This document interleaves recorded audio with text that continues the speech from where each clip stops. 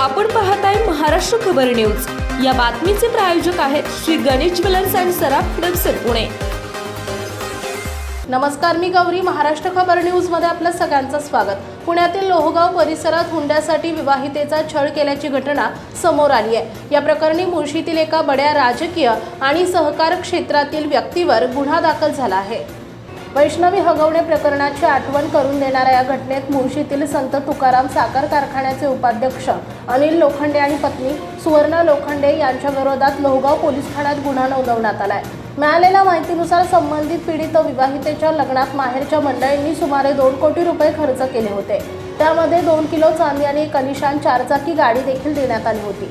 पण एवढं देऊनही सासरच्या मंडळींचं समाधान झालं नाही। लोखंडे कुटुंबाला शेअर मार्केटमध्ये सुमारे 2 कोटी रुपयांचं नुकसान झालं होतं।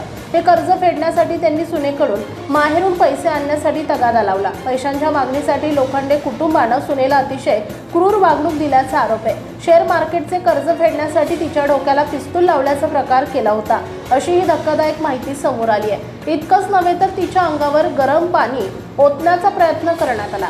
या अमानवीय छळामुळे परिसरात संताप व्यक्त केला जातोय। या प्रकरणी गुन्हा दाखल झाल्यानंतर आरोपी अनिल लोखंडे आणि सुवर्णा लोखंडेनं अटकेपासून बचाव करण्यासाठी न्यायालयात जामीन अर्ज दाखल केला होता, पण न्यायालयानं जामीन अर्ज फेटाळून लावलाय।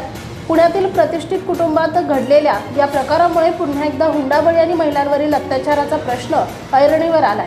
लोहगाव पोलीस या प्रकरणाचा पुढील तपास करीत आहेत। आपण पाहताय महाराष्ट्र खबर न्यूज। या बातमीचे प्रायोजक आहेत Shri Ganesh jewellers and Saraf Hadapsar Pune.